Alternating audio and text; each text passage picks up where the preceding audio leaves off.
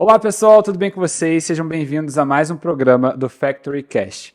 Aqui a gente vai falar sobre alta performance, lições de grandes especialistas e autoridades que vão poder te enriquecer e te levar à sua máxima potência. E hoje a gente está com um convidado muito especial que tem uma apresentação aqui longa. Eu tentei resumir o máximo que eu pude, mas assim, é uma pessoa fantástica que com certeza fez parte da história de vocês. Essa pessoa especial, ela disputou mais de 400 partidas pela seleção brasileira, foi bicampeão olímpico em Barcelona em 1992, em Atenas em 2004, com mais de 10 anos de experiência como palestrante, motivando pessoas a viverem o seu potencial máximo. Eu estou aqui com o Giovanni Gávio. Show. Seja bem-vindo, cara. Prazer todo meu, Navarro. Legal. Alegria estar aqui. Te acompanho aí nas redes, muito bacana.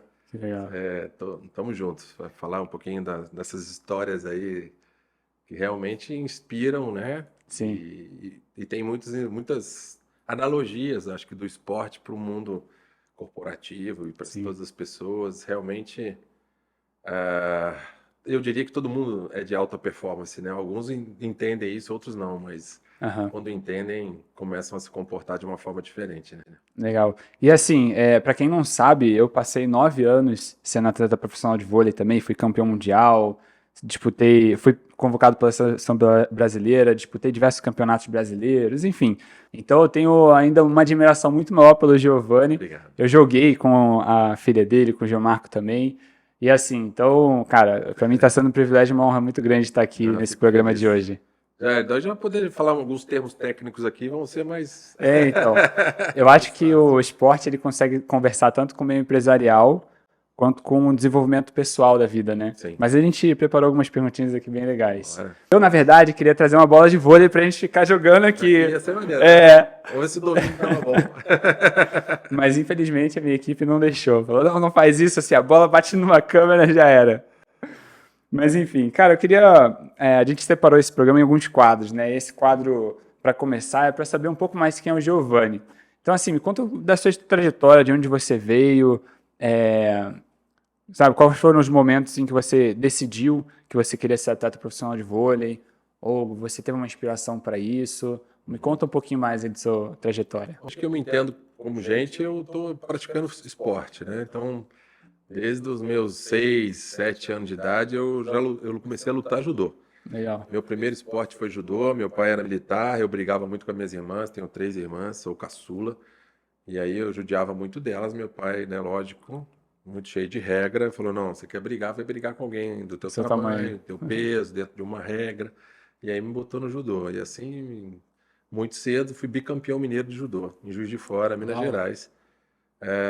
Aí comecei a ficar grande, começou a crescer, teve aquele boom do voleibol em 82, né? Eu já com meus 12, 13 anos, todo mundo queria jogar vôlei na escola. Caraca. E assim a gente montou uma turma, fomos todos para uma escolinha, e qualquer cerca, qualquer arame, qualquer quintal dos nossos amigos lá, a gente transformava numa quadrinha de vôlei, e queria ser o Montanaro, o Renan, o Bernard, né? Xandó, o William, cada um tinha o seu personagem preferido. E assim a gente começou a viver esse sonho. Logo depois fui para um clube e aí comecei a treinar no infantil, levar um pouco mais a sério. O assunto vôlei sempre foi muito falado na minha família, né? Minha irmã mais velha, Gisele, foi a minha primeira grande ídola, porque estou falando aí de 84, 85, a gente não tinha todas essas ferramentas que a gente tem hoje para acompanhar nossos ídolos, saber o que eles fazem, essa coisa toda. E presenciei alguns momentos dela que foram marcantes, né? Por exemplo, tinha uma equipe profissional em Juiz de Fora, chamada Esporte Clube, né? E elas foram disputar, na época não era Superliga, mas o Campeonato Brasileiro. Ela foi convocada para a Seleção Brasileira Infanta, ela trouxe o uniforme da Seleção Brasileira para casa. O primeiro salário dela, que ela pegou um bolinho de dinheiro, jogava para cima e dava gargalhadas, eu dizia, caramba, esse negócio é bom. Então, todos esses insights, essas inspirações, né, eu tive da Gisele. E aí, vamos dizer assim, num dos momentos mais importantes, talvez, eu saí de Juiz de Fora e fui para São Paulo. Quantos anos? Com 16 anos. Uau. né? Foi em janeiro de 1997, eu não tinha ainda completado, eu tinha uns 16 anos e meio, né? Uhum. Eu faço aniversário em setembro. E aí, numa decisão extremamente desafiadora, porque você imagina um moleque de 16 anos tomar a decisão lá atrás, né? A minha família, meu pai era militar, minha mãe empreendedora, mas a gente não tinha tantas facilidades para Uhum. poder, sei lá, estreitar Incentivo. essa distância, né? Sim. E assim a minha mãe ajudou a decidir. Falou: não, você vai, meu filho. Eu tenho a sensação de que você tem que ir. Mãe Caraca, tem o seu sentido, né? legal. E assim peguei o ônibus na rodoviária, desembarquei em São Paulo, fui morar numa casa do atleta, outros 23 garotos vindos de várias partes do mundo, né, do Brasil, todos com o mesmo sonho, com a mesma construção física, e foi sensacional. Legal. Foi uma grande transformação, né? Porque eu não respirava vôlei todo dia, mas você tinha bons treinadores, você tinha quadra à Uhum. disposição, você tinha, acima de tudo, os ídolos. Porque foi quando eu encontrei Montanaro, Xandó, Foi Amauri, no mesmo clube? mesmo clube. Eu treinava no juvenil e esses caras estavam no adulto. Não. Acabava meu treino e eu ia lá assisti-los, né? Engraçado que essa é a jornada de praticamente 100% dos atletas no Brasil, né? Você tem que optar por estudos, por uma faculdade ou se desenvolver no esporte, né? É. E muitos, né, não conseguem chegar até o lugar que desejam e Uhum. acabam tendo que completar o ensino de forma tardia. Porque no meu colégio ele incentivava muito o esporte, muito mesmo, e a gente passava o ensino médio inteiro tendo que viajar, perdendo prova, tendo que fazer segunda chamada. Eu mesmo tive que terminar o meu ensino médio com supletivo Uhum. por causa desse problema, assim. Não passei no Enem, enfim. Aí depois que eu fui fazer administração de empresas, tive que me recolocar, né, Uhum. no lugar de É, estudo. foi diferente comigo, né? Eu Sim. estudei em Juiz de Fora, de repente tive que me transferir para São Paulo. Só que assim, né, São Paulo aconteceu tudo com muita velocidade, né? 6 meses Hum. depois que eu cheguei, o técnico do adulto precisou de alguém para treinar. Ele falou: não, eu Caraca, quero o Giovanni. Aí eu cara. já comecei a treinar, tapar buraco, né? Mas estava lá treinando todos os dias com eles, então não dava para estudar e treinar, estudar e treinar.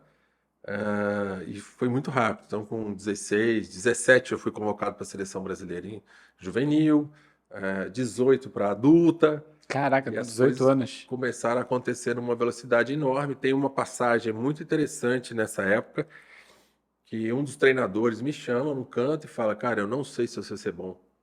A bola não encaixa na tua mão, como é que você quer? Na hora que você ataca, a bola vai para tudo quanto é lugar.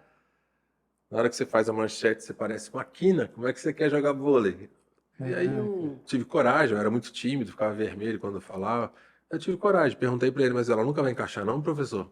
Eu tenho 16, quase 17 anos, comecei a jogar vôlei agora, né? E Uau. aí eu percebi que ele estava me testando e eu falei: não, ela, vou mostrar para o senhor que essa bola vai encaixar.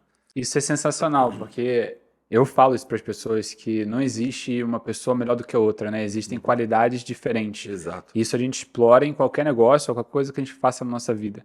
Então, tem aquelas pessoas introvertidas Uhum. e as extrovertidas, mas normalmente quem tem destaque são as extrovertidas. Mas muitas vezes as introvertidas têm muito mais técnica, muito mais conhecimento, muito mais disposição, acreditam muito mais que são capazes do que as extrovertidas. Então, mas culturalmente a gente É, tem esse desejo de impulsionar e botar em destaque as pessoas que falam mais, né? é.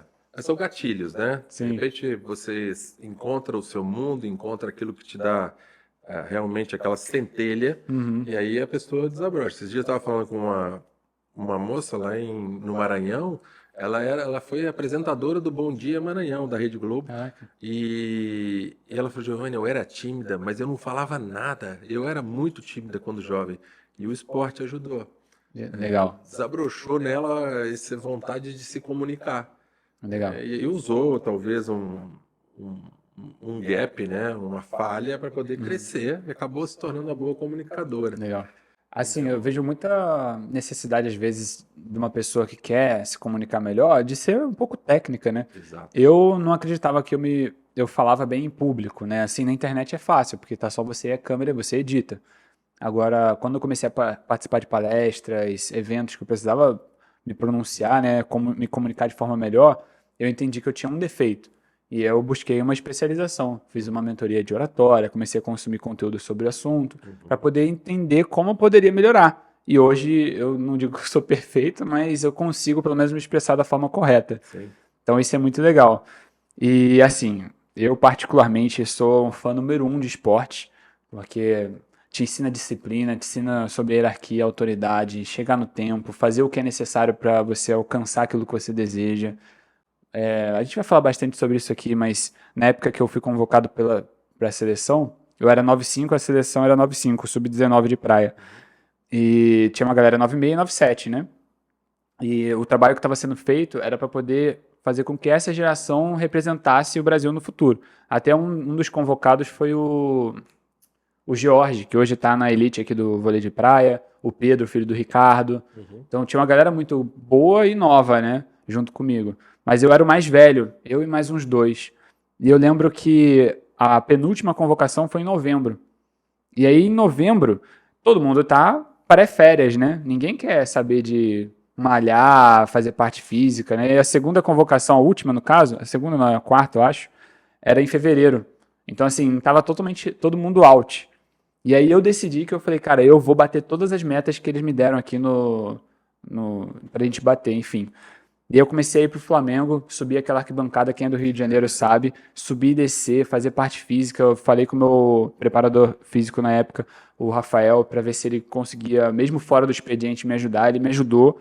Cara, eu sei que quando a gente voltou, tava todo mundo mais gordo, pulando menos, pegando menos peso na academia e eu superando todas as metas. Só que na época, com o meu coração, eu falei assim, cara, eu não sei se eu tô preparado para ficar 6 meses lá em Saquarema, porque estava passando com alguns problemas particulares com a minha família. E aí acabou que eu fui cortado, mas eu fui cortado com um preparador físico e com um técnico, o Marcão, meu grande amigo, que depois virou um amigo pessoal meu, dizendo que eu era o único que merecia estar naquele lugar. E esculachando o resto todo, assim, todos. Eram 12 meninos, se eu não me engano. Todos foram esculachados, falando assim, cara, você se voltou mais gordo, você tá saltando menos, você tá correndo menos. E eu falei assim, cara, aquilo foi uma recompensa para mim muito grande, assim, do meu trabalho. E na nossa vida é isso, né? Só que não Com tem ninguém certeza. para ficar batendo nas suas costas. Eu acho que a questão do esporte, assim, e que você falou, serve um pouquinho para todo mundo, né? É, é, a gente é a gente é escolhido pelo nosso nível de vulnerabilidade, né? Quando é que você vai falhar, Sim. né? Se a tua performance chega num nível alto, você vai ser escolhido por aquilo ali, né? Então, eu acho muito essa questão de resiliência, né, de você adquirir a habilidade, né, de você sabe o que você quer, você tem paixão e você vai em frente. Legal. Você vai receber um monte de não, provavelmente, mas você vai desistir, né?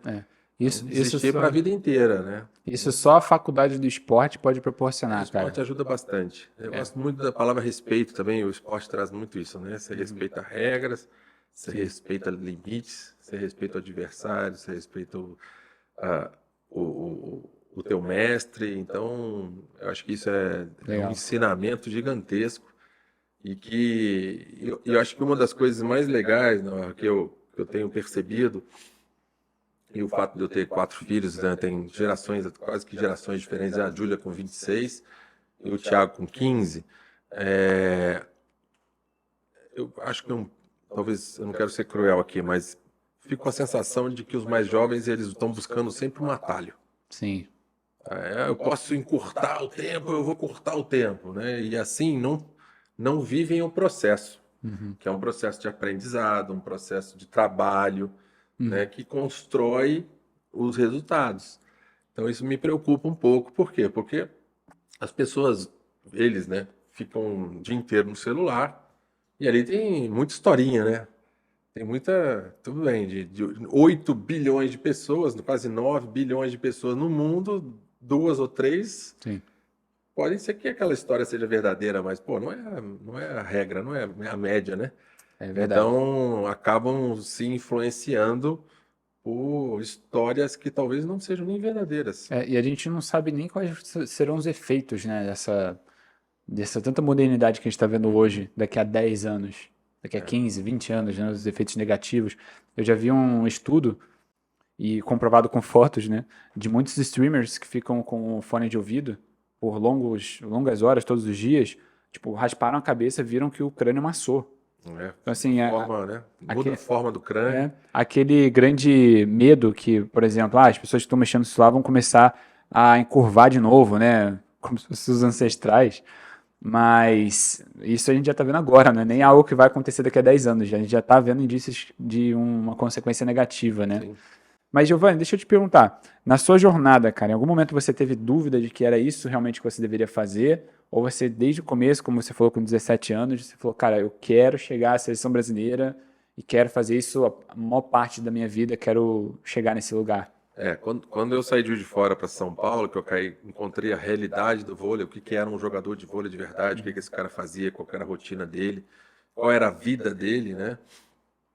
Eu falei, não, é isso que eu quero realmente, porque antes era um sonho, mas aí as coisas começaram a se tornar um pouco realidade.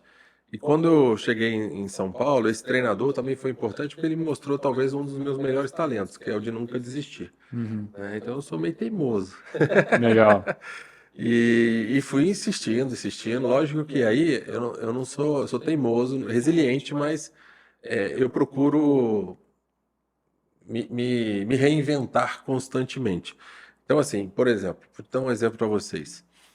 O técnico dizia: ah, vai para a parede, fica batendo essa bola na parede o dia inteiro. Quando teu ombro doer, você para, você vê que um dia essa bola vai encaixar na tua mão.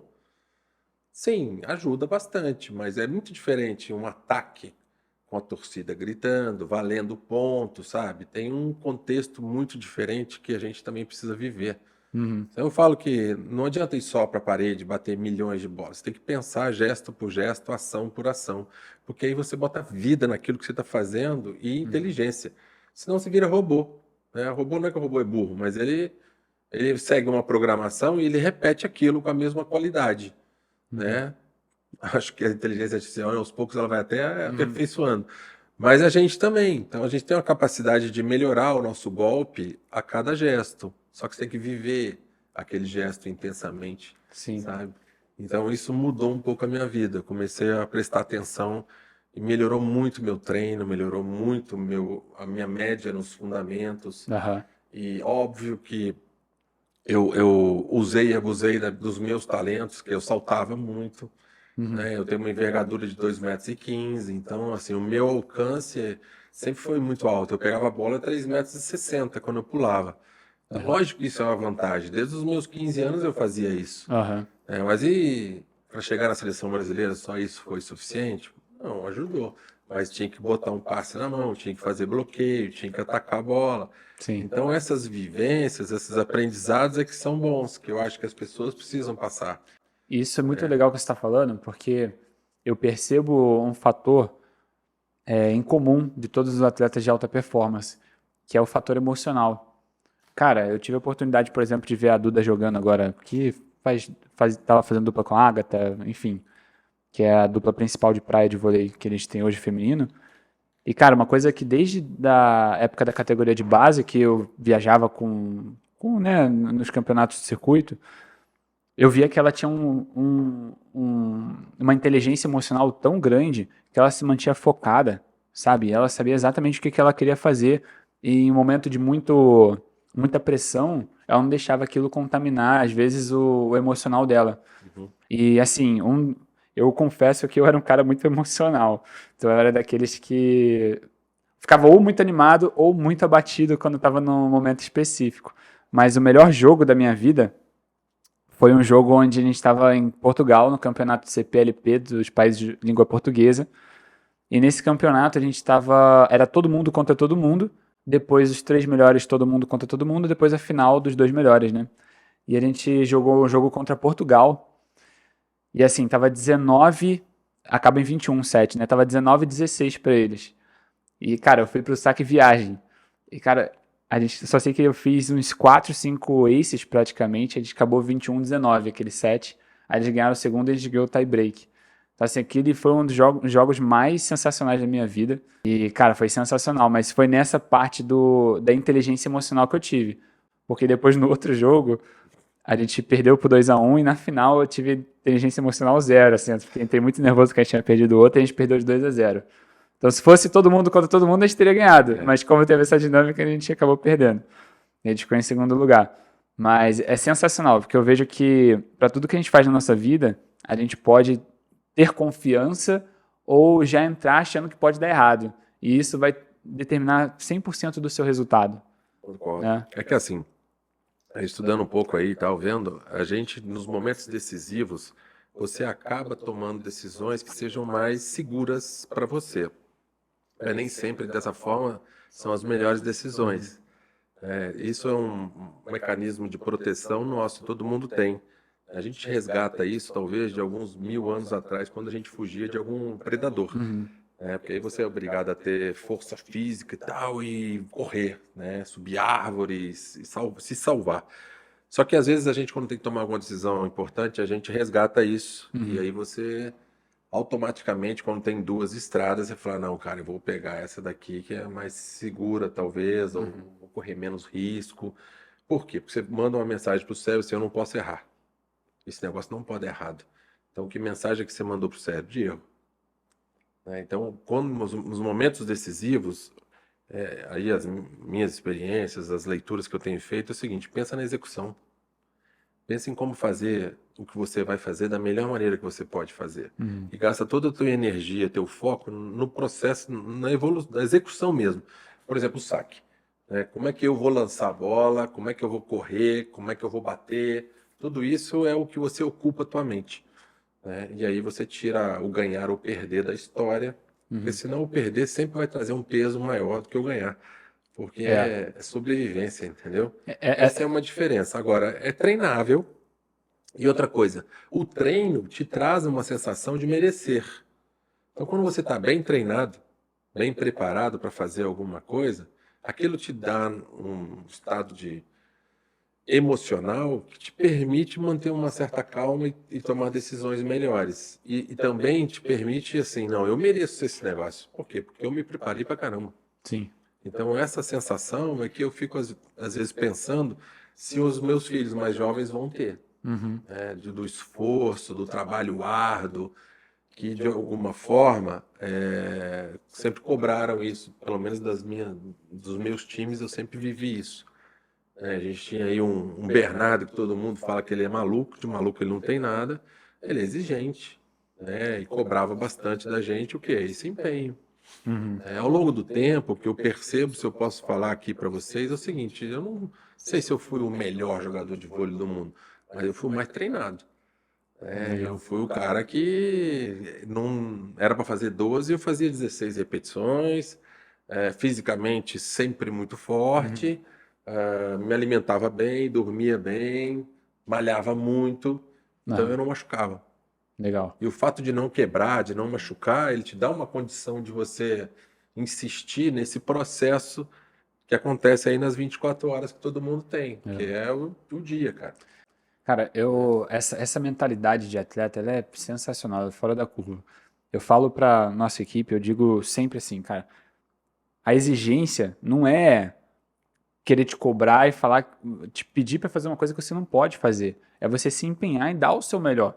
Uma das coisas que eu mais me deixa chateado numa pessoa ou me deixa irritado é quando eu vejo que a pessoa tá fazendo um corpo mole, porque a gente lembra logo na hora da época que a gente jogava, que tinha às vezes um jogo, uma final, todo mundo no gás, dando sangue literalmente muitas das vezes.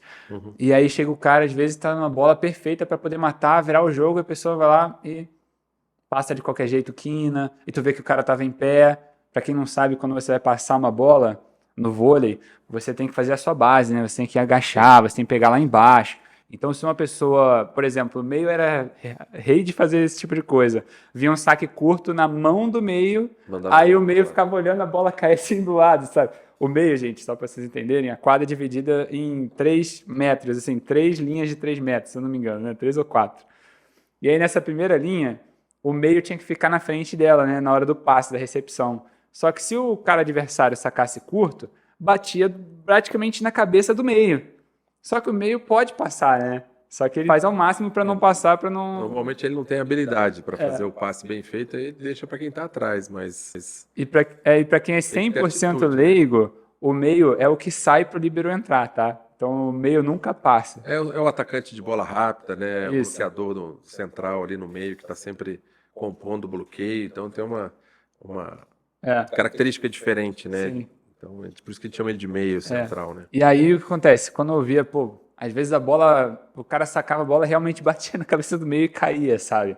Aí você num jogo mais pegado, você ficava irritado, você já esbravejava, já chacoalhava a pessoa. Nem muitas das vezes não era a atitude correta, né? Mas às vezes era o que saía ali na hora da comunicação. Mas não era que você odiava aquele meio, é que você queria que ele respondesse, né? É que também os centrais normalmente são os mais altos, né? É, sim, Então, a parte, digamos assim, de habilidade se torna um pouco mais desafiadora, né? sim. Porque os pequenininhos têm a habilidade de chegar lá embaixo e tal, são mais com um domínio de bola bem melhor do que um grandão de 2,5 m, É, né? Então a gente já viu grandões também habilidosos, mas a tendência é que quanto maior, menos habilidade na defesa sim. ele tem. Também por um pouco de preguiça, né? Porque era só abaixar um pouquinho mais. É, então, é. Mas era mais cobrar preguiça do que a habilidade, né? Isso mudou um pouco, porque o vôlei aos poucos foi se tornando meio especialista, né? Então, Aham. o central que você falou, o central quando chega no fundo, sai fora e entra um líbero, que é um especialista em defesa. Então, o cara não faz muito esforço em defender, porque ele sabe que ele vai sair É verdade. para que o outro cumpra Verdade. aquela função, entendeu? É um time de Nem vôlei, treina tanto assim o central, a defesa. uma escalação de time de vôlei é legal, porque cada um tem a sua função, né? Uhum. Acho que numa empresa é bem parecido. Um Tipo, completa o outro, né? um financeiro não tem que atravessar o marketing, cada um tem que se respeitar no seu devido quadrado. Mas um depende do outro. É.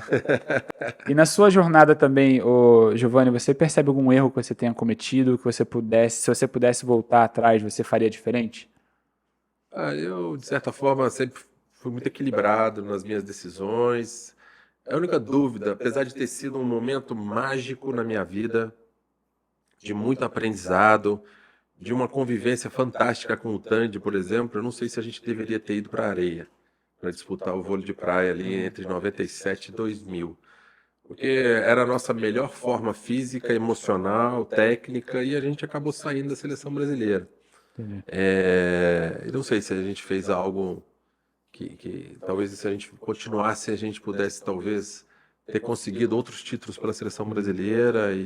Mas, assim, agora na época eu acho que não foi uma decisão pensada friamente, principalmente a minha, né? Porque foi uma mudança radical. O Tandy sempre brincou na areia, é do Rio, aquela coisa toda. Eu sou mineiro, né? A minha, vamos dizer assim, afinidade com a areia do mar não é lá tão grande assim, Entendi. entendeu? Então eu tive que construir tudo. Mas foi, como eu falei, foram 3 anos de situações maravilhosas, Uhum. de muito aprendizado, de vitórias também, porque afinal a gente foi campeão brasileiro em 98, fomos terceiro lugar no Campeonato Mundial, então não foi tão ruim assim. Mas é uma saída precoce da seleção brasileira, né?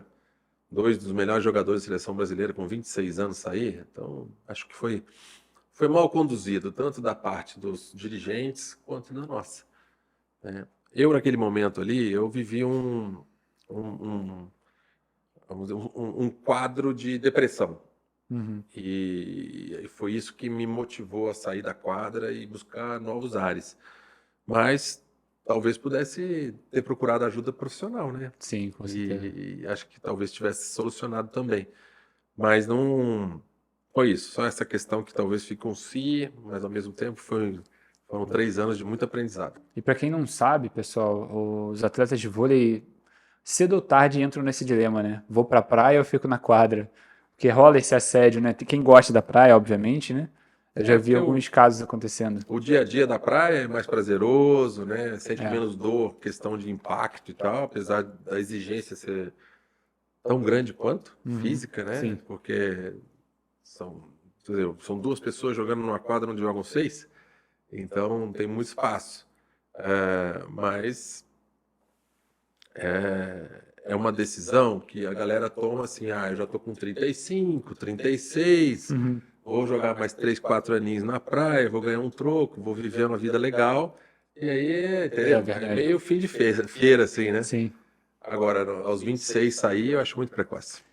E acaba que eu, pelo menos, sou mais apaixonado pela praia. Na verdade, eu gosto dos dois, vai. Mas eu gosto mais de assistir praia. Porque depende muito mais de você, né? Como é que você participa mais do jogo, né? Num time de 6, 7 de vôlei, você pode ter um oposto, um meio que não sabe jogar muito bem e ainda ganha a partida, Uhum. né? No conjunto ali da equipe. Mas enfim, eu sou basicamente apaixonado por... Hoje em dia ainda jogo na praia. Se tiver pelada de quadra, eu tô aceitando também. A praia é bom por isso também, né? Porque você tem a condição de jogar mais tempo nela. E hoje você joga em algum lugar de Não. pelada, de brincadeira? Tem vontade de jogar? Eu perdi bastante a vontade de jogar em função da dor de joelho, essa coisa. E também a gente sempre fica buscando algumas experiências, né? Eu quero atacar aquela bola na pequena diagonal, não dá mais, querido. Não Com dá 50 mais. anos não dá não, pô. Entendeu? E as pessoas também ficam assim, né? Querendo que você faça. Então o meu negócio agora é golfe. Ah, golfe. Aqui no Tanhangá. Itaiangá. Eu jogo Legal, golfe, jogo no campo olímpico e dói menos. legal. E aí o ritmo também é bem mais lento, né? Uhum. Então eu faço ali, são 9 quilômetros de caminhada, são 4 horinhas para fazer negócio, para conversar, para espairecer a cabeça, você está ao ar livre. Então é um esporte que te permite jogar assim até os, sei lá, 80, 90 Sim. anos, se você... A gente tem um grande amigo que chama a gente direto pra jogar lá no golfe olímpico, o Diego, né? E aí, teve uma vez que lá no Ano Novo, que a gente passou com outro amigo, né, que não é o mesmo, o Koji, ele levou um taco de golfe pra gente, várias bolas, né? Você tava... Cara, a gente ficou tentando acertar aquela bolinha, impossível, cara. Eu tentava de tudo. E aí, quando ele foi dar a primeira tacada, a bolinha foi por cima da montanha. Tinha uma montanha lá no sítio que minha mãe mora. Por cima. Eu falei, caraca, cara, que forte, né? Imagina se pega na cabeça de alguém. Tem um golfista navarro, né? Tem? Não sabia. Que legal. Meu Tem, primo aí, ó. um dos melhores brasileiros chama navarro. Ah, é? Que legal. Sim. E então assim, é um esporte, todo mundo fala, esporte de velho, esporte de chato danado. Eu falei, não, olha só, tem um nível de competitividade grande, Aham. porque primeiro você compete contra você, né? Então, assim, é questão do handicap, você fica naquela eterna, você joga você contra o campo. Aham. Então, tem uma questão bem interessante nesse aspecto. Acabei trazendo a minha esposa para jogar junto, então a gente começou a fazer programas juntos, né? Porque normalmente os maridos vão jogar, as mulheres ficam 4, 5 horas, aí começam a reclamar. Pô, É isso que cadê acontece você? lá em Essa coisa casa. toda. Tá falando com a gente. Porque todo final de semana eu jogo E vôlei. aí a Pri veio e se apaixonou também, agora botou na cabeça que vai jogar bem golfe. Eu falei, opa, que legal. Que E aí legal. um dos sonhos nossos é justamente esse, fazer uma excursão onde a gente possa experimentar vários campos de golfe. Legal. Tem aí, no Brasil já tem alguns e depois também, quem sabe, ir para fora. Aí fica a dica, ó, para você que é casado. A melhor estratégia para você manter um casamento sempre em alta, né? É você buscar alguma atividade para fazer com a sua esposa. Olha, lá em casa a gente começou a malhar junto. Aí, ó. A gente tá todo dia, 1h30 lá na nossa academia fazendo musculação. Aí, Eu acho golfe. isso é bem bacana. As pessoas falam, pô, às vezes você já fica o dia inteiro com a tua mulher, você vai ficar mais ainda. Falei, cara, primeiro porque é divertido, né? A gente acaba criando uma cumplicidade. E outra coisa, a gente consome golfe, né? Então, por exemplo, ontem a gente estava assistindo, final de tarde, todo mundo assistindo série, a gente assistindo a final lá do, Uau, que legal. do, do torneio lá, BMW Open, lá nos Estados Unidos, acho que pertinho de Chicago, tava tendo. A gente senta e fica olhando e os caras acham que vocês são malucos, né? Assistir golfe, são malucos. Mas é legal, porque aí você entende o que o cara tá fazendo e tal, né? É um sonho de consumo fazer algo parecido com o que aqueles caras Você já fazem. joga há quanto tempo golfe? Já tem 10 anos. 10 anos, então já deve jogar muito bem, né? Mas Daqui a pouco é campeão também. eu não jogo o que eu gostaria, porque assim, é muito técnico, como você falou, acertar a bolinha não é fácil não. Você Não é imagina fácil. botar precisão na bolinha. Sim. E uma das coisas que eu acredito muito, Navarro, é o seguinte: você sabe o que precisa treinar para ser um bom jogador de vôlei. Sim. Você viveu isso. A gente sabe. E aí a gente vai jogar golfe, a gente treina uma vez por semana. E você quer jogar igual os caras, cara. Então, assim, é impossível, né? É verdade. Não dá. Esse nosso amigo é todo dia que ele treina.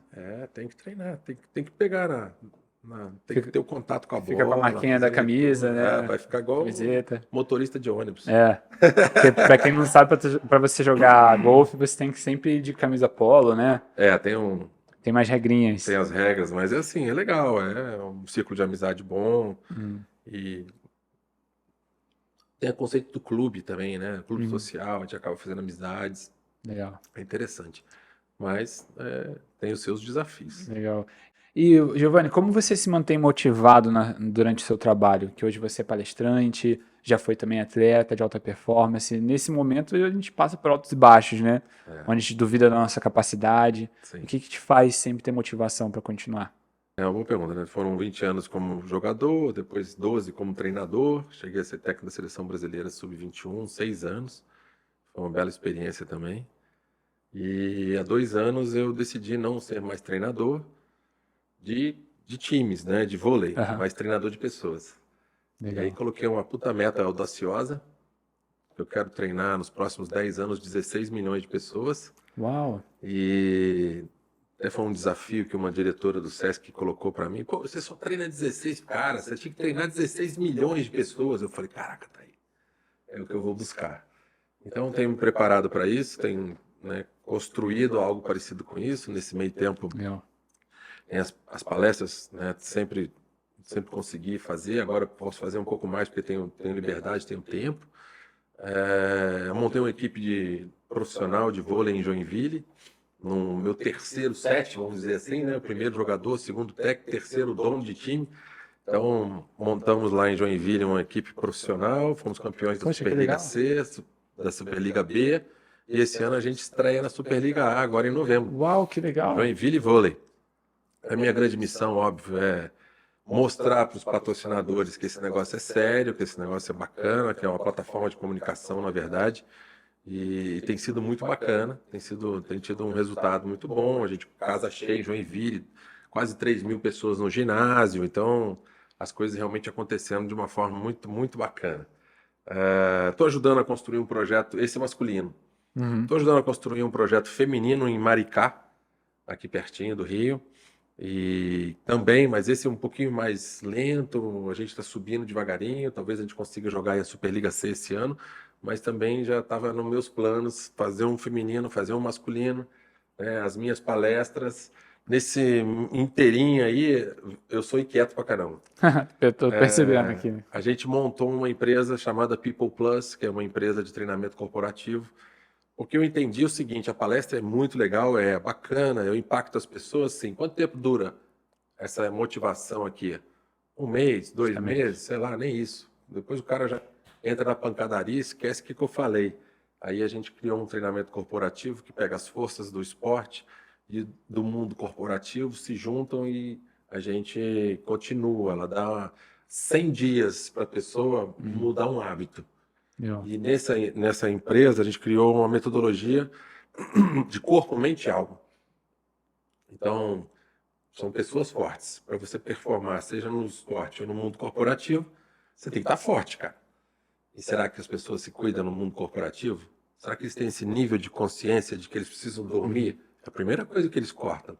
Será que eles têm consciência de que eles precisam se alimentar e só comem besteira? Sim. Aí começa a soar o alarme, cara. Então, principalmente agora, depois da pandemia, a gente vê níveis altíssimos de burnout. Por quê? Porque a exigência é a mesma, ou maior, a concorrência está aumentando, um monte de coisa. O cara fala, não, meu irmão, se for mandar embora, manda o outro. Eu não, porque eu vou trabalhar 19 horas por dia. Aí não aguenta, né? Aí a gente está vendo aí muita gente ficando doente. Por quê? Porque não se cuida. Então a gente criou essa metodologia de corpo, a mente, sim, é capacitação, estudo, leitura, né, habilidades que ele vai adquirir, os soft skills, e a alma é energia. Qualquer tipo de energia que você reconheça, né, vamos dizer assim, porque tem energia quântica, energia cósmica, energia divina, sei lá que nome que o cara vai dar para essa energia, mas que ela está aí, ela está aí. Né? Então, como que a gente absorve essa energia? Cada um tem um jeito. Sei lá, entrar no mar recarrega um, sim. Andar no meio do mato, ou para outros também. Escutar o barulho de um passarinho, escutar uma música clássica, tomar um banho escuro, sei lá, cada um Cuidar encontra o seu, cuidar né? da saúde mental, né? Exato, também. E aí a gente tá desenvolvendo, e a gente está Uhum. conseguindo fazer já algumas mudanças em algumas empresas que a gente está aplicando essa metodologia, porque a gente cria um desafio de 100 dias e você, por exemplo, que vai me dizer, eu vou melhorar nisso, nisso, nisso. Beleza, você assume um compromisso comigo, depois eu te cobro. De mês em mês a gente faz uma mentoria e eu falei, e aí, como é que tá? Uhum. Entendeu? E aí, às Legal. vezes, a empresa não consegue cobrar, mas eu posso. É, verdade. E aí Uma coisa que você tem fa- sido bacana. uma coisa que você falou que para mim é meu desejo de vida, não sei em qual momento eu vou conseguir realizar isso, é utilizar toda a minha experiência, o que eu já fiz também no vôlei, para poder criar algum projeto. Eu já fiz algo semelhante há um tempo atrás, alguns anos atrás, onde a gente tinha um projeto que a gente, sabe ali em Copacabana, onde no posto 5 que tem um tratamento de esgoto, ali é sempre um lugar um Uhum, pouco mais com uhum. cheiro forte, né? Perto daquela obra do museu que Sim, está construindo é ali. verdade. Ali tem sempre um É, negocinho. que ele tem uma estação de tratamento de esgoto, se eu não me engano. Ali era um ponto de troca e venda de latinha. E aí todo dia, todos os catadores de latinha da orla da Zona Sul ia até aquele ponto para trocar por dinheiro, né? Cobre, latinha, garrafa PET. E de noite passava uma caminhonete e levava tudo para reciclagem. E aí tinha um rapaz lá, o seu Paulo, que ele era o gerente, o responsável por ficar fazendo essa troca, né? E todos os moradores de rua e usuários de drogas chamavam ele de pai. Ah, o pai seu Paulo, não sei o quê. E ele era um cara muito humilde. E ele tinha a possibilidade de não estar ali naquele momento. Ele não era, ele morava numa Kombi ali na praia, na orla, mas eu conhecia o filho dele falava pra mim que toda hora tentava convencer o pai de morar com ele, mas ele queria estar naquele lugar porque ele conseguia cuidar daqueles usuários de drogas, era meio que uma vida missionária, sabe? Uhum. E através daquele contato que eu tive, ele me falou algumas vezes, em algumas oportunidades, que era interessante eu tentar chamar essa galera para mais perto, porque ali tinham muitos potenciais esquecidos, né? Simplesmente como se tivesse enterrado talentos. E eu comecei a uma vez por mês ir lá e fazer um sopão, um cachorro quente. E aí o seu Paulo lembra na época que falou assim: "Ah, Gabriel, por que que você não, já que você joga vôlei, por que você não monta uma rede aqui?" Uhum. Aí eu passei alguns meses, esse trabalho durou 3 anos, mas alguns meses, eu acho 6 ou até um ano, montando uma rede de vôlei de praia ali na frente desse ponto de troca de latinha e começava a chamar os usuários de droga, os moradores de rua, os catadores de latinha para poder jogar. E era Bacana. divertido, assim, a gente fazia uma partida, eles caíam na gargalhada, depois a gente estava no mar, aí comia um cachorro quente. Então eu pude usar o vôlei ali para Sim. fazer algo impactante no social, né? Uhum. Mas eu ainda quero no futuro poder fazer algo maior, assim, sabe? Não sei se é o Mas tempo isso. agora, que tem muita coisa para fazer, mas Não, mas vai chegar, as pessoas ficam assim, né? Ah, mas qual que é o meu propósito? Qual que é o meu propósito? Às vezes fica 10, 15 anos buscando um propósito e não acha e se frustra, né? Eu uhum, falei, cara, calma, uma hora você vai entender por que que você está aqui nesse mundo, né? Mas respondendo ainda a tua pergunta lá, qual que é a motivação que eu tenho, em algumas fases, motivações diferentes, né? Em determinado momento, a motivação era melhorar a qualidade de vida, era ganhar um pouco mais de grana. Depois, manter esse dinheiro, melhorar um pouquinho o padrão de vida da família. uhum, E eu tenho uma sensação, não, mas assim, é quase que um jeito de ser que é mantenedor, entendeu? Então, assim, a família é grande, eu ajudo minhas irmãs, então eu falo que eu piloto um Titanic, cara, esse negócio é caro, né? Então eu tenho que legal. trabalhar. Então, a primeira motivação enorme que eu tenho é essa, cara, eu tenho responsabilidades enormes que eu tenho que cumprir. E Uhum. isso já me dá uma energia enorme para acordar às 6 horas da manhã. Minha mulher fala, cara, como é que você Legal. consegue? Aí, pô, agora você já está acordado e vai trabalhar. Vamos embora, querido, vou acordar e vou para dentro. As pessoas perguntam, você não cansa, não? Eu falei, cara, vocês não sabem o que é ser cansado. É verdade. Fala, pô, não, eu vou ali, volto outro dia. Um amigo me ligou semana passada, na terça-feira, e falou, Giovanni, preciso que você faça uma palestra quinta-feira em São Luís, no Maranhão. Eu falei, beleza, manda passagem. Aí eu fiz um bate e volta no Maranhão. Maranhão. Saí daqui de 3 horas de manhã, viagem. parando, né, no meio, dá umas 4 e pouco. Fui lá, fiz, voltei. O cara falou, você é louco, você não cansa não, cara. Falei, cara, tô sentado no avião, tranquilo, saindo de emergência ali, com o pezão pra cima, cara. Muito bom. Cara, eu falo isso direto pra minha esposa, cara. Então, assim, lógico mas eu respeito as Aham. 8 horas de sono, procuro ter uma alimentação. Talvez seja um grande desafio meu manter a minha forma, porque eu gosto de comer e tal. E aí eu tenho que realmente pensar todo dia o que eu estou fazendo para Uhum. não exagerar. E mesmo assim ainda não cheguei aonde eu queria.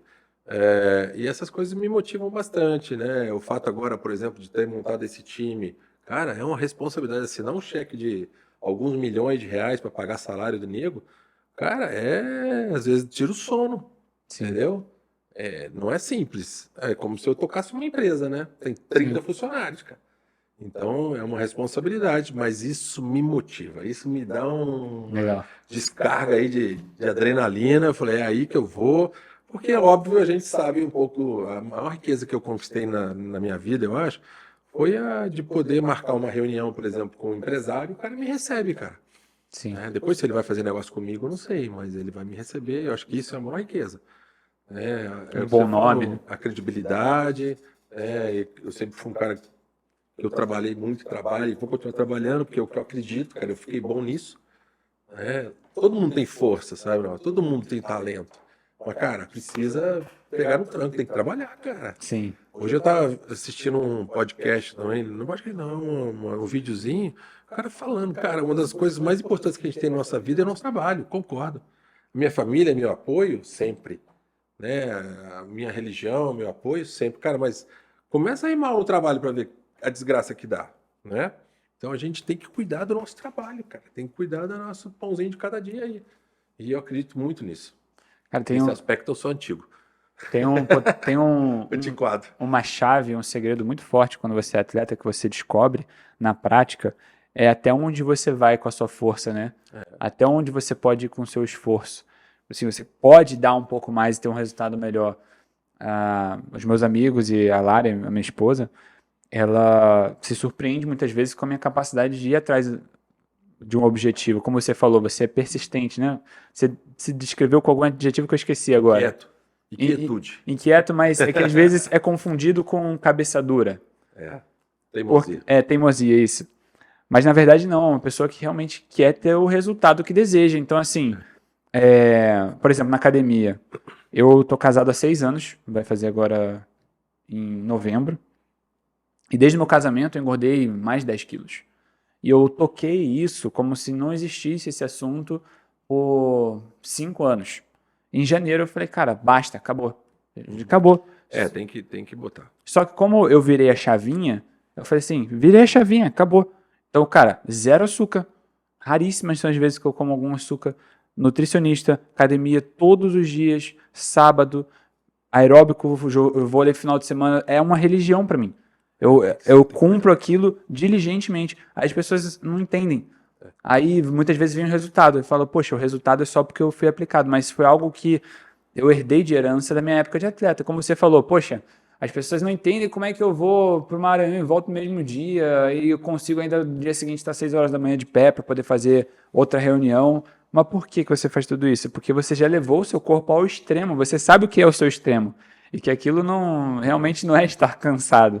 Você com certeza já teve a oportunidade de jogar um jogo atrás do outro e na praia principalmente, que Sim. você está numa 2, 3 etapa no mesmo dia. numa etapa, às vezes você joga Qualify, depois joga jogo de chave, classificatórias ali, quartas, oitavas, semi, aí no outro dia é só a semifinal.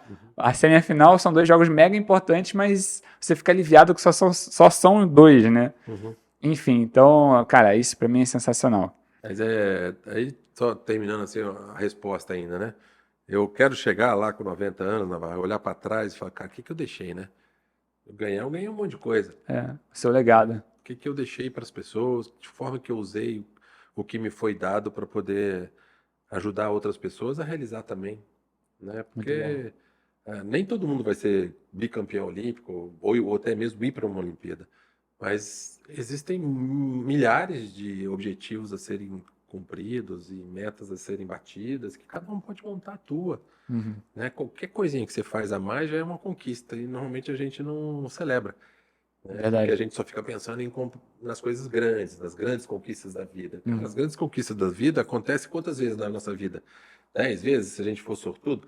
Né, vou viver 80 anos para poder celebrar 10 vezes só? Não vou, né? E ter uma vida Então, depois, né, da a gente conquista também. tem que celebrar pequenas conquistas também, né? Celebrar ali o dia a dia, ele é muito desafiador. Então, tem que aproveitar, eu acho isso, Legal. né? E aí a vida vai ensinando pra gente a ter essa. Eu gosto de dizer, né, igual a Fernanda Montenegro lá, que a gente está sempre em busca das nossas melhores versões. Eu Uhum. acho que é isso, cara. Então hoje o Giovanni, de 53 anos, tá em busca da melhor versão dele, entendeu? Lógico, que para o meu contexto atual. E aí vamos nessa. Legal. Tem ainda uma busca, né, que a gente está falando de grana e também e tal, o teu universo é esse. O meu, tenho um sonho ainda de ter uma quantidade de dinheiro no banco que me permita ter liberdade de fazer o que eu quero. Legal. A gente vai entrar também ainda nesse Não, quesito. não é a liberdade de ter uma Ferrari ou um iate, não é isso. Talvez se eu um dia tiver grana para isso, beleza, não vou reclamar. Mas é para ter a liberdade de falar assim, alguém me chama para fazer um negócio, eu não quero fazer, cara, eu não vou. Porque Legal. hoje em dia Liberdade de tempo, né? eu acabo fazendo muita coisa que eu acho que é importante para ser feita, mas não sei se eu quero fazer, não. Legal. Não, é verdade. As pessoas desprezam a gestão do tempo, né? Exato. Que é muito bom. Inclusive, eu vi um corte do Bernardinho esses dias. Foi o dele? Deixa eu lembrar. Não, foi do Luciano Huck. É que foi um corte dele depois do Luciano Huck falando que rico de verdade é quem tem liberdade de tempo, né? Pra escolher o que quer fazer na hora que quer fazer. Mas, Giovanni, eu quero entrar agora num bloco que ele é um pouco mais conceitual, assim, e divertido. A gente adaptou ele para sua jornada de atleta, mas são como se fossem dilemas da vida, né? Um jogo da vida onde eu vou te expor alguma situação e você vai ter que me dar um parecer do qual seria a sua tomada de decisão de acordo com esse dilema. Tá. E esses dilemas são perguntas técnicas voltadas para o vôlei, Uhum. mas que podem ser interpretadas também no meio empresarial. Então a gente Ok. pode bater um papo sobre esse assunto. São 4 perguntinhas Vamos lá. e acho que você vai gostar. Ó, primeira pergunta. Um jogador fundamental se machuca antes de uma partida importante. Você, como treinador, você tem que decidir se você vai usar ele e ter o risco de piorar a lesão, ou você vai deixar ele no banco e confiar em outro jogador. E essa lesão não é uma lesão que vai comprometer ele para sempre, mas que pode acabar eventualmente piorando. Nesse aspecto, eu sempre adoto a questão da segurança e da saúde dele, né? Porque se isso piora, talvez eu perca por um mês, dois, e eu vou perder mais jogos lá na frente. Então, eu prefiro recuperar ele agora e tê-lo em 100%, mesmo porque eu já vivi isso, né? Quando a gente joga sentindo dor, não é a mesma coisa, né? Então, provavelmente, a gente não vai ter o melhor dele, por mais que ele seja bom. Então, eu estaria em deixar ele no banco e aproveitar outro. Muitas das vezes a gente tem que botar alguém do nosso time também, né? Uhum, No escanteio, tratar ele para que exato, ele possa voltar mais forte do exatamente. que nunca, Com né? certeza. Então acho que o papel de um gestor, de um líder, Não desiste de ninguém, né? Mas você conduz isso dessa é melhor maneira não possível. descartar, não tirar ele de campo, Isso. mas buscar meios de Uhum. tratar daquela dor, daquela doença, né? Enfim, Sim. seja físico ou emocional, para recolocar ele no trabalho, né? Todas as vezes as pessoas também só querem descartar. Você tem um cara 70%, 60%, muitas vezes eu não consigo entender se realmente o cara tem esse nível de consciência. Ah, não, hoje eu só vou dar 60%. Então eu não quero, cara, eu quero ter o 100. Não quero Né? 110, não, eu só quero 100. Quero ter o máximo. O trabalho do líder é fazer isso, né? Conseguir explorar o 100% do Tirar o potencial. melhor das pessoas, entender. Isso eu estava muito atento. O cara já botava a mão na coxa, eu já chamava o fisioterapeuta, falava, o cara ali tá com dor, pode tirar. E aí, às vezes, eles se escondem atrás de Verdade. lesão, principalmente em seleção brasileira, porque o cara não quer ser cortado, o cara não quer ficar fora e acaba treinando com dor, e a coisa vai piorando. Que legal, cara, você falar isso, porque tudo que você está falando, eu estou interpretando na minha empresa, entendeu? E vendo como as pessoas também podem usar isso na própria empresa, cara. Uhum. Que a gente saber identificar as pessoas que estão trabalhando mascaradas e apontar onde elas podem, muitas vezes, se tratar, é o que faz, muitas vezes, uma empresa decolar e a outra Exato. estacionar. Isso é um ponto muito importante, por exemplo, na questão do home office. Como é que você vai perceber isso? Você não É, está convivendo com a pessoa, você não está olhando as reações dela e tal. Pela tela, ela pode ser artista, ela pode esconder tudo ali. Então é um grande desafio que a gente tem aí nesse formato só online. Eu sim, acho que legal. é perigoso. Lógico que tem que ter as suas características, dependendo da função de cada um, né? É uma coisa boba, né? Eu vejo meu relacionamento com a Lari. Eu sei quais são as linguagens de amor dela. Uhum. Então, se eu quero que ela fique o máximo de feliz ao meu lado, eu sei o caminho que muitas vezes vai deixar ela mais feliz, né? A gente pode fazer isso também com as pessoas do nosso Relacionamento com as trabalho. pessoas é tudo, né? Sim. No time é a mesma coisa. Vamos lá. Um jogador extremamente talentoso, mas com problemas de atitude e comportamento, está afetando negativamente a sua equipe. Você, como treinador, deve decidir se continua investindo seu tempo e esforço para tentar mudar a atitude dele ou se simplesmente te retira ele do jogo devido ao seu comportamento. O que você faria? Aí isso acontece bastante. Bastante. Bastante. Normalmente os talentosos são folgados, né? Sim, Querem ter algum tipo de privilégio. privilégios que acabam atrapalhando, né? Porque o operário está lá, né? Todo dia Aham. trabalhando e tal, entende que o processo precisa ser construído. Aí eu enquadraria, eu chamaria para conversar. Meu jeito é mais pacato, né? Mais quietão assim, mas eu chamaria para conversar e, e queria entender, né? Faria uma construção, cara, do jeito que tá, é ruim. É ruim para você, para mim, para todo mundo.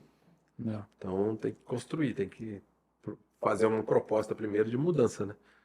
Fazê-lo entender que tem um contexto diferente. Mas aí, se não der, tchau.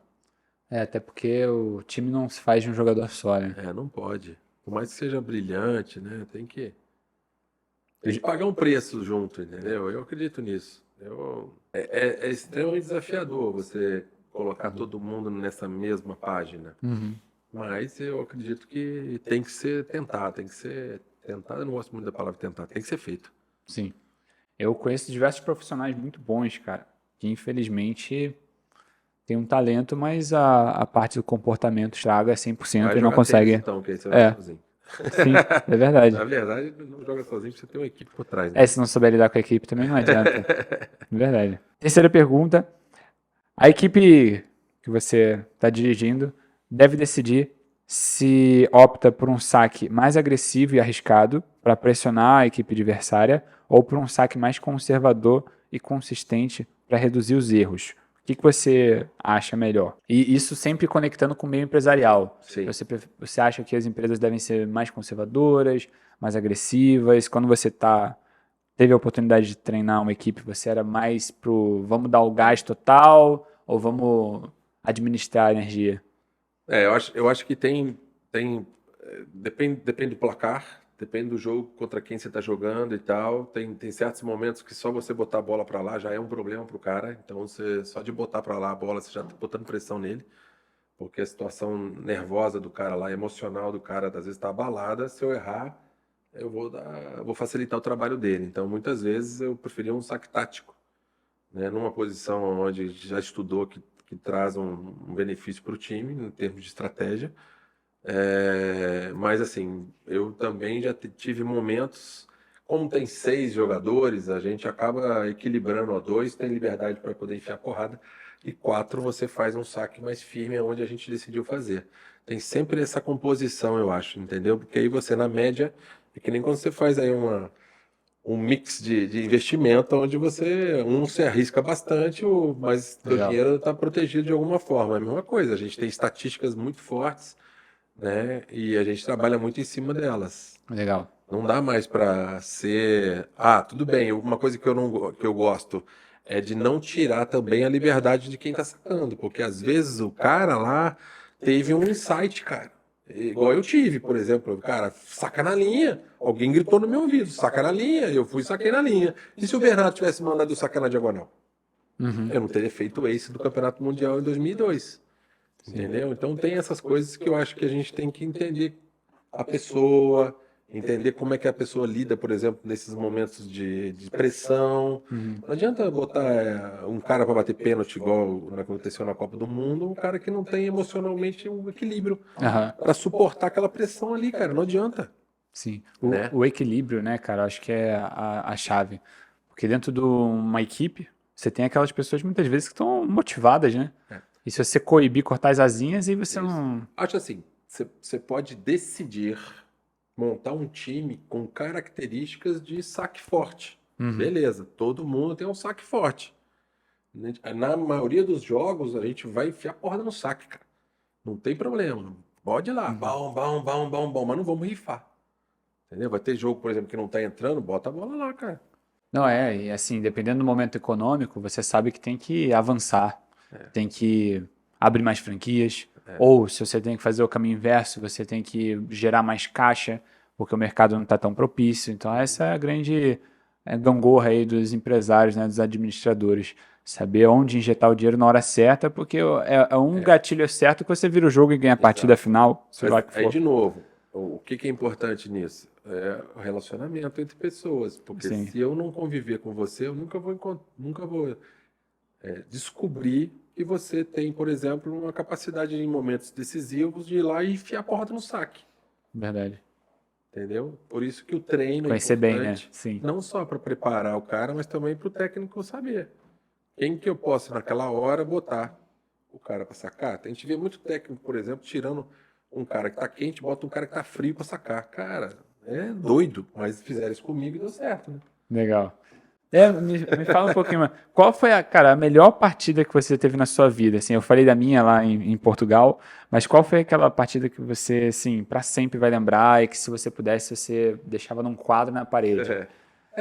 Tem algumas, né? Tem um jogo contra Cuba dentro do Ibirapuera que foi em 92, um pouquinho antes dos Jogos Olímpicos, que foi bem impactante, assim, representa bastante pra gente, porque foi uma virada de chave, onde a gente nunca tinha ganho de Cuba, e aquele jogo a gente ganhou. Teve um episódio com o Zé Roberto que teve meio quase uma briga em função de uma atitude antidesportiva do cubano que simulou uma rede e o juiz caiu na simulação dele, e aí o Zé ficou maluco, queria bater no cara, e a gente, tal, daquele momento em diante, a gente começou a jogar muito vôlei, tanto é que depois fomos campeões da Olimpíada, quase, né, em forma invicta. Acho que ali deu uma mudança de chave, foi importante, aquele jogo foi bem bacana. É, a final, né, a Olimpíada, a final olímpica, ela é sempre muito prazerosa, assim, ainda mais que foi todo mundo jogando bem, então, nossa, aí é lindo Melhor de do ver, mundo, né? é. Esse jogo do Mundial 2002, por exemplo, que eu fiz 3 pontos só, os Legal. últimos três também teve um papel diferente, então tem alguns que são. Esse episódio você fez ace? Como é que foi? Esse episódio eu estava no banco, Aham. né, e entrei no tie break no 12-12. Então eu fiz o 13, o 14 e o 15. O Caraca. Maurício levantou para mim, eu ataquei uma bola, 13-12, eles empataram, 13-13. O Maurício levantou outra, eu bati, foi 14-13, eu fui pro saque e fiz o ace. Caraca. Então, Que os legal. 3 últimos pontos num contexto diferente, porque eu Hum. já estava na reserva, eu falo bastante isso na minha palestra, meu objetivo passou a ser o melhor reserva do mundo. Eu vi um vídeo seu falando sobre isso. Explica mais pra galera aí que tá assistindo o programa, o que que é ser o Acho que melhor assim, reserva do mundo? né, eu vivi o titular absoluto da seleção brasileira nos anos 90 ali, 92, 3, 4, 5 e tal. E depois, quando eu fui para a praia, quando eu voltei para a seleção em 2001, né, era uma outra geração, já era um vôlei diferente, porque não tinha mais vantagem, então eu tive que me reinventar, né? Até sou grato ao Bernardo por isso, porque ele me deu a oportunidade de me reinventar. Ele falou: Giovanni, entende seu papel, cara. Você tem chance de ser titular ainda, mas calma, tem que construir isso. Eu falei: tá bom, eu vou construir então. E aí comecei a dar importância para o treino, importância para cada bola, para cada Uhum. gesto, curtir o momento mesmo, porque eu jogava contra os melhores do mundo do lado de lá. Giba, Naubé, Gustavão, Ricardinho, André Nascimento, Escadinha, Rodrigão, e eu desafiava esses caras, meu irmão. Ô, Giba, você não é o melhor atacante do mundo? Passa no meu bloqueio. Ô, Legal. Escada, você não é o melhor passe do mundo? Passa, segue, segura meu saque aí. Ô, Gustavo, você não é o melhor bloqueador do mundo? Eu vou passar no teu bloqueio. Então, eu comecei a dar atenção para os pequenos gestos. E isso foi sensacional e uma mudança Legal. de, Eu, de, de, de, de atitude mesmo. Porque sim. em alguns momentos, o melhor que eu podia fazer era dar uma água. Muito bom. Então eu acreditava, cara, que aquela água não era só mais uma água, era uma água cheia de energia, cheia de coisa boa. Toma lá, cara, joga pra caramba. Ou era pra abanar o cara, eu abanava. Porque o que eu podia fazer naquela hora era só isso. O cara tá lá dentro, cara. Entendeu? Uhum. Aí a gente precisa entender o nosso papel dentro do contexto, porque às vezes o simples fato de dar uma água não é ruim para. Não pode ser ruim. Pô, você tá na seleção brasileira, numa final olímpica, vou dar uma água com o maior prazer pro cara, entendeu? Legal. É Cara, nesse sentido que o melhor do mundo trabalha pro time, né? quando eu vi você falando sobre isso na internet, pô, ministrou muito meu coração, que eu disse, cara, por muitas vezes eu me senti muito ofendido de estar no banco. É, pô. Teve um Mundial, por exemplo, lá na França, que a gente perdeu para a Grécia nas quartas de final. Nas quartas. E foi 3-2 a partida, e eu sabia que eu estava na minha condição física e mental apta para poder fazer a diferença naquele time, e eu sabia que eu era melhor do que alguns jogadores que estavam ali jogando. Mas por causa, enfim, de não sei o motivo ao certo, eu não fui colocado. E eu estava numa fase muito boa. E aquilo me deu muita indignação. Aí quando eu ouvi você falando sobre isso, eu falei, caraca, eu podia estar muito mais preocupado em servir, né, os meus amigos É do isso que aí. ser servido naquele momento. Aprende a servir. É, E aprende a dar importância, às vezes, para pequenos gestos, né? Ações que antes você cagava para ela. Desculpa o termo. sim. Não tem Quando a problema. gente era titular absoluto, eu queria jogar, ir embora para casa e me descansar. Não tava nem aí pros outros. Não que eu era escroto, babaca, mas eu pensava mais em mim do que no outro. Aí a própria Verdade. vida te encarrega a conhecer outro lado da moeda. E no final da minha trajetória no esporte, eu fui para uma Taça Paraná, onde eu já não estava treinando porque eu estava trabalhando. Uhum, E aí eu fui, era ainda uma pessoa que dava para ser usada ali no contexto do time, mas claramente eu fui para dar apoio pro time, uhum. entendeu? E eu acho isso interessante, que aí naquela proposta, eu até senti muito aquela vozinha no coração, né, de Deus falando assim, vai para essa viagem, vai para essa viagem. E eu fui, a gente ficou em terceiro lugar, se eu não me engano. A gente perdeu pro Sada Cruzeiro e pro SESI B, agora eu não lembro de cabeça. Mas foi uma oportunidade bem legal e foi ali que eu me despedi do vôlei de quadra, né? Mas dentro disso que você falou lá da Olimpíada, você teve algum momento mais marcante nas duas oportunidades em Atenas, Barcelona, que mais te marcou assim? Você falou, caraca, isso aqui foi especial, eu vou lembrar pra sempre. Ah, ó, as vilas olímpicas são, para quem sempre sonhou, né, ir para uma Olimpíada, algo parecido com isso, é sempre um momento de euforia, né? Você chegar lá, ouvir o hino nacional, cantar o hino nacional, é sempre uma recompensa enorme, né? Só de estar lá. Então, os pódios olímpicos são muito marcantes para mim. O primeiro porque, de certa forma, a gente não tinha nem ideia do que estava acontecendo, né? Foi um negócio meio... Não sabia o que que ia acontecer no dia seguinte. Tanto é que mudou, assim, foram coisas muito, muito marcantes. Já o segundo, eu sabia o que que era, o que que ia acontecer, mas o segundo marcou também o último dia que eu vesti a camisa de seleção brasileira. Então, apesar de estar extremamente feliz, né, por ser uma conquista, pô, meu segundo ouro olímpico, aquela coisa toda, foi o último dia que eu vesti a camisa de seleção brasileira, que era o meu sonho que começou aos 14 anos. Ó, Então, é a beleza da nossa vida, né? Momentos bons, menos bons, bons, menos bons. E o dia que isso para, você morre, cara. Então, vamos viver de dias bons e menos bons, né? Que eu acho que esse que é o barato da nossa vida. E, assim, dentro de uma filosofia de vida, de crença, eu tenho certeza absoluta, todo mundo começa aqui embaixo e termina lá em cima. Todo sim. mundo, cara. Todo mundo. Uns, óbvio, vão subir pra caramba, outros vão subir menos, mas que todo mundo vai subir, vai. Esse eu acho que é o grande barato da nossa vida. Não podemos deixar a galera chegar lá no meio e despencar, entendeu? E ter uma vida negativa, ter uma vida que não seja de construção. Acho que esse que é o grande desafio nosso de compartilhar com as pessoas isso, né? Sim. Quando você percebia uma pessoa talentosa no seu time, o que você achava na construção da equipe? O que se destacava mais? Era aquela pessoa que tem um talento fora da média ou aquela pessoa que era mais esforçada? Por que estou falando isso? Porque para quem é do esporte sabe que às vezes cai uma pessoa de paraquedas que começou a jogar ontem, para qualquer esporte, já sai driblando no futebol, ou já sai pulando alto pra caraca e batendo forte pra baixo. Uhum. Mas o que que você acha que, principalmente no longo prazo, o que que fazia mais efeito? Aquela pessoa esforçada ou a pessoa talentosa e que não levava muito a sério? Eu sempre gosto, eu prefiro os operários aí, os caras que trabalham, Legal. né? Como eu falei, aprendi isso com o Bernardo, a gente não desiste de ninguém, mas a gente mostra para esse cara que se ele não pagar o preço do processo, que é o treinamento diário, que é dar valor para as pequenas coisas, uma hora ele vai chegar que a gente vai poder contar com ele. É. Então tem que ter essa construção para mim, cara. Tem Tem, que ter. tem até um pensamento que pra mim, eu até escrevi aqui pra não me perder, que sempre foi uma dualidade muito grande. E eu queria saber qual é a sua opinião. É o seguinte, a gente tem duas frases muito enigmáticas, na minha opinião, quando a gente vai falar sobre esforço. A prática, ela leva à perfeição, né? E, ao mesmo tempo, tem certas pessoas que falam que é loucura a gente fazer sempre as mesmas coisas e esperar um resultado diferente. E aí eu penso, assim, que a nossa mente, ela pode sempre nos enganar. Então, a gente tem que saber qual o momento certo de aplicar essas duas frases, né? É que eu acho assim, primeiro você tem que ter parâmetros, bons parâmetros do teu lado, porque tudo bem, eu vou trabalhar, trabalhar, trabalhar, trabalhar, e para chegar onde? Então você colocou metas, beleza, eu alcancei, mas aí se você tem sempre, quando eu saí do Brasil e fui para Itália, por exemplo, eu aumentei meu sarrafo, cara. Lá estavam os melhores jogadores de vôlei do mundo, então eu pude olhar para o cara e falar, não, eu preciso sacar, preciso atacar igual aquele cara ali. Eu ganhei referência, né? Legal.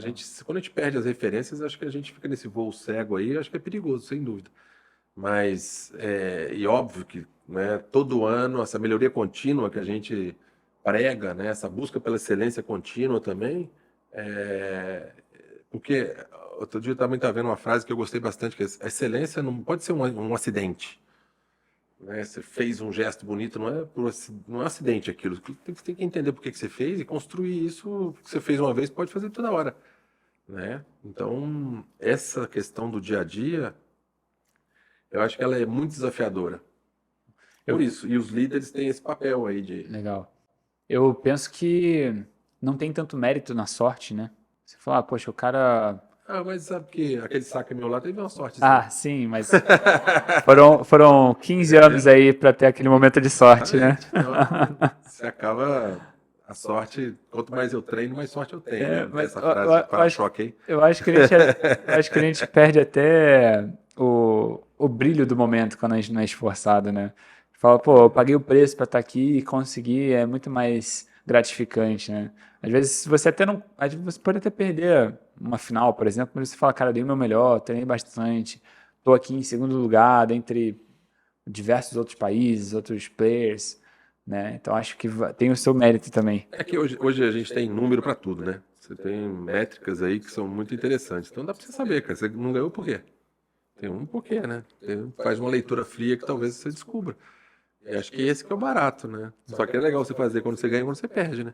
Sim. Porque a vitória também esconde bastante coisa. Então você acha que você tá o dono da situação e às vezes você ganhou, mas o dia seguinte pode ser, né, o começo do seu fracasso. Então tem que estar atento. Então, num time, né, de vôlei ou qualquer outro time também no meio empresarial, você tem algumas similaridades. E uma delas é que tem alguns jogadores que você precisa ter muito cuidado para falar com ele, porque senão ele pode sair do jogo. Ele é uma parte importante que integra ali o seu time. E tem outros que você tem que dar uns tapas no peito para poder ele acordar e jogar o potencial que ele tem. Então, como você aconselharia um gestor hoje de uma empresa saber identificar esses dois tipos de jogadores ou de funcionários, de colaboradores, e como ele poderia fazer para extrair o melhor potencial deles e ter o melhor feedback também? O tapa no peito, infelizmente, não pôr mais, né? É, O compliance já não deixa a gente mais dar tapa no peito. Mas em determinados momentos ele funcionava, né? Mas não pode mais. Então tem que tomar cuidado. Não, cada um reage de uma forma. Tem gente que você botar a mão, ele se sente protegido. Tem gente que você botar a mão, ele fica inseguro. Então, esse, de novo, é o relacionamento. Né? É o quanto o dia a dia, essa convivência diária, traz pra gente de de insights e de percepções de uma pessoa para outra. Então, o líder, por exemplo, não dá para ele liderar lá do último andar, cara, Aham. e tomar boas decisões, assim. Ele tem que permear, ele tem que vir aqui para baixo, ele tem que conviver um pouco com o time para entender essas características das pessoas, Legal. né? Para tomar boas decisões. E outra coisa, né? O líder aquele que trabalha, aquele que está junto com você, que sobe na mesa, que ataca, que te limpa o chão, que faz o que tiver que ser feito, né? Ele conquista. É No verdade. final, a gente acaba jogando também por ele. É verdade. Porque esse cara está proporcionando pra gente realmente poxa, algo que é único, Verdade. né? E se ele pega no teu pé, é porque ele acredita em você. Se ele não pegasse mais no pé, é porque ele Tá já tinha vendo, meu desistido, amor? né? Então, tem essas questões, né? Tem algumas questões de liderança que são bem interessantes. Sim. O líder, por exemplo, não pode cobrar algo que ele não ensinou, que ele não construiu, né? Sim. Com aqueles liderados. Então, isso acontece demais. O cara pede para fazer um negócio, lá no fundo, o cara falou: meu irmão, ele tá pedindo um negócio que eu não sei e ele nunca me ensinou. Como é que ele quer me cobrar um negócio desse? Então, isso aí é o princípio básico para mim, para o cara, putz, não, esse cara aí não é bom, não. Aí já era. Aí É. o cara faz, porque é aquela história, manda quem pode, obedece quem tem juízo, né? Eu não vou perder o emprego. Então eu vou fazer essa porra, meu irmão. Mas no fundo eu não queria fazer, não. Nem sei. Entendeu? Então essas questões de liderança são importantes. Outra coisa, muitos líderes, muitos treinadores acabam tomando algumas decisões só para ter a sensação de que foi ele que fez. Tá vendo? Botei esse copo aqui. A gente só ganhou porque botou esse copo aqui. Na verdade, se você tivesse deixado esse copo aqui, ganha igual. Entendeu? Então, a galera que tá na ponta, de alguma forma, cara, eles também sabem o caminho das pedras. Eles também encontram, quando são times bons, de pessoas que, né, são proativos, são com mindset de crescimento, que é a palavra que todo mundo, com essas inquietudes, o cara vai encontrando a solução, cara. Ele quer performar. E aí ele deixa os caras, meu irmão, eles vão encontrar a solução. Não adianta eu do lado de fora ficar assim, ataca a diagonal. Bom, aqui a minha visão é outra, a minha percepção é outra. Eu vi um buraco no corredor e eu fui pro corredor, cara. Pronto. Sim. Eu tenho que trabalhar esse atacante para ele ter a diagonal, o corredor, a largada, a mão nos dedos, todos os leques, todas as opções. Depois deixa ele tomar a decisão, cara. É. Né? Acho que são os desafios aí de um líder bacana. E um líder bom, ele vai explorar o potencial dos seus liderados, mas ele tem um papel muito mais de fazer ele se diminuir para dar destaque para o trabalho, para dar destaque para a equipe, né? Eu acho que esse é um grande segredo de humildade também. Lógico. Porque a equipe não está ali para levantar o líder, e sim o líder levantar aquele setor, aquela empresa. O projeto, o propósito é sempre maior do que o indivíduo, né?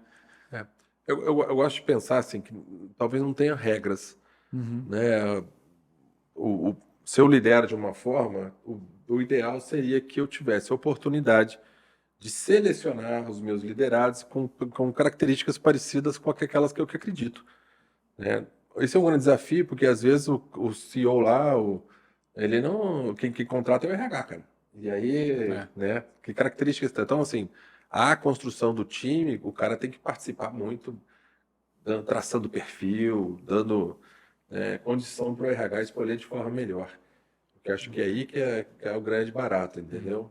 Não adianta você colocar pessoas, às vezes, com características muito diferentes de um cara que é comando e controle, né?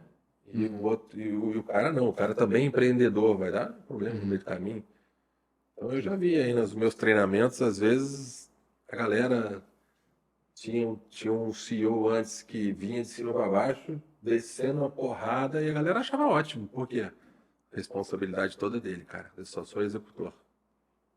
Aí tira a responsabilidade, tira o peso da decisão, eu só vou só entregar. Mas Aí- você acha isso legal? Aí entrou um outro que era o contrário. Não, vocês que têm que fazer, cara. Eu só vou controlar o caminho que a gente está indo. Aí os Qual caras você acha o não modelo gostavam. ideal? Qual desses dois modelos? Ah, É isso que eu tô falando, são características de Diferentes. cada time, assim, eu gostava de ter também a liberdade de decidir, né? Porque aí você assume a responsabilidade, não, deixa que eu vou fazer esse negócio. Entendi. Só que a gente tinha um time massa, né, cara? Uhum. Tinha um time aí que, em É, determinado momento, cara, a no gente. final era o técnico que mandava quem entrava, quem saía, né? Embora se você concordasse ou No não, né? final, a gente tinha um nível de comprometimento tão grande entre a gente que a gente tomava decisões muito juntos. E acho que as decisões juntas Uhum. Entendi. são mais eficazes, né? São mais. E deixa eu te perguntar, ô Giovanni, como um atleta de alta performance pode manter a essência dele na vida pessoal sem comprometer muitas vezes a família, outras áreas que são muito importantes? Porque, por exemplo, eu estava vendo a série do Arnold, sabe? Que estreou na Netflix. E é muito legal porque mostra os bastidores, não só os acertos, mas as partes ruins, né? Ele chegou ao potencial máximo na musculação, potencial máximo na política, ao máximo como ator, e ao mesmo tempo ele mesmo reconhece os seus erros. Então eu queria entender como você fez para extrair essa essência da alta performance, mas também não comprometer a sua vida pessoal nas suas outras áreas. Eu acho que não tem jeito. Você vai ter que renunciar a alguma coisa. Não dá para ter tudo no mesmo nível, né? Não, não tinha como. Às vezes ficava muito tempo treinando, não tem como ficar com a família. Ou é uma coisa ou é outra. Você tem que estar ciente que aquilo ali é um preço que você vai pagar. Tá, tá no acordo, tá no, ó, cara, vai casar comigo? Você vai ficar, sei lá, um mês longe porque eu tenho que ir para a Olimpíada e não tem como você ir junto. Beleza? Então já tem que estar sabendo, né, para não criar problema. Porque se criar problema, vai desequilibrar alguma coisa, Uhum. né? Então, tem que ter um nível de cumplicidade,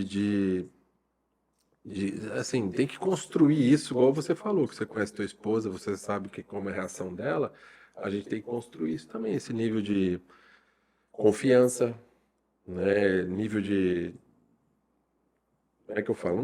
Não dá para fazer algo de extrema performance e também viver todo dia com teus filhos. Se desse, era um mundo perfeito.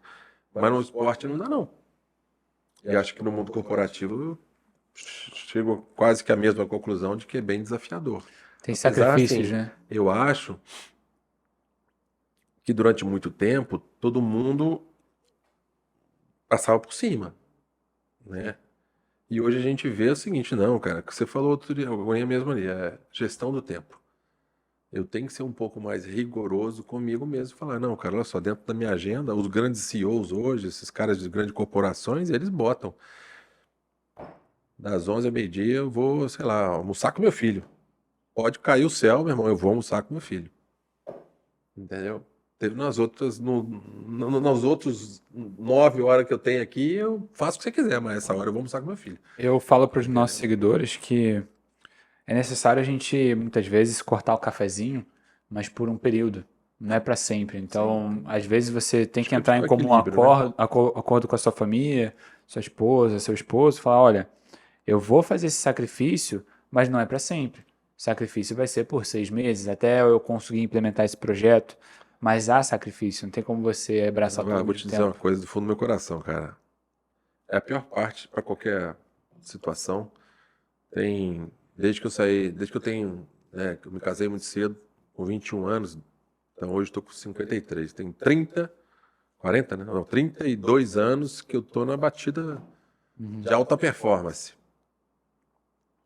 É, tá sempre alguém infeliz. É verdade.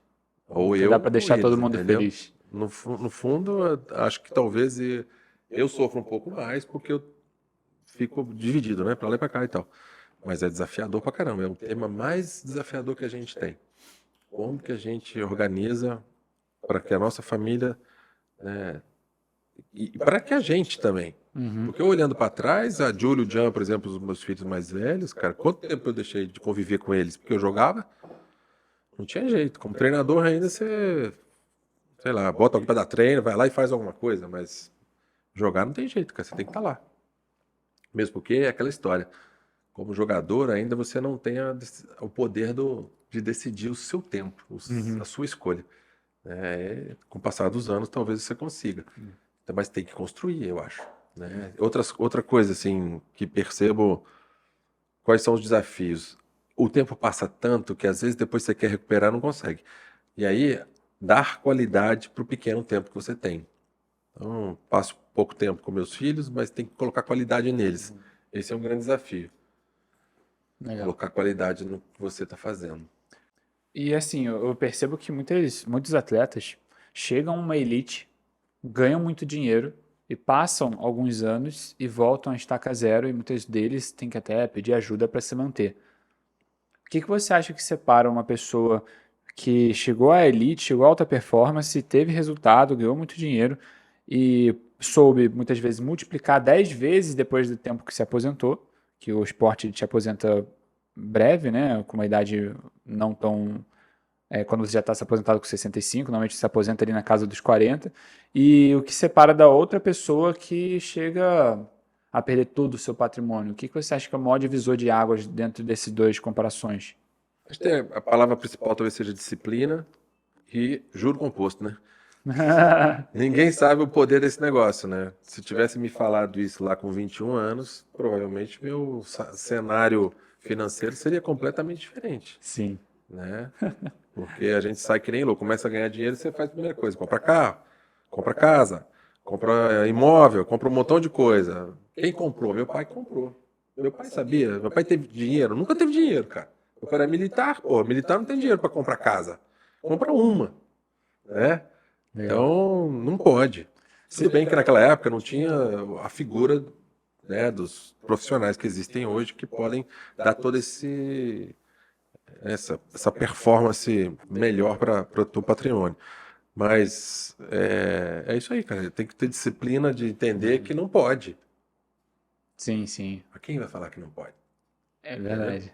Ainda mais para quem ganha o dinheiro, né? Aí Eu falava você que você tem pega que assim, fazer com o um seu jogador de dinheiro. futebol, eu acho que eles estão ganhando um nível de grana que eles podem errar várias vezes, que ainda talvez dê para recuperar. Mas no vôlei, no basquete, nos esportes fora do futebol, cara, você não tem chance de erro, não, cara. Não, e o que mais tem são jogadores de futebol que caíram em pirâmide financeira, né? Eu vi agora recentemente um do Santos, eu acho, nem lembro qual é o Tem nome dele. vários. Perdeu 22 Olha, milhões, cara. eu vinte e entrei no dois boi gordo. milhões. Eu não perdi milhões no boi gordo, não, mas perdi na época uma grana. Aham. Na época todo mundo falando, eu acho que ganhou dinheiro 2, 3 anos. Quando eu entrei, caiu. Eu falei, acho que E foi mais aí tempo. entra o FOMO, né? Que é o Fear of Missing Out, que é o medo de você ficar de fora de uma oportunidade, né? Ver todo mundo ganhando. Mas não é só com pirâmide, não. Não, tem O várias, tem lançamento de várias. criptomoedas, Não sei NFTs. quantos por cento do CDB, você fala, É. caraca, ali e tal, cara.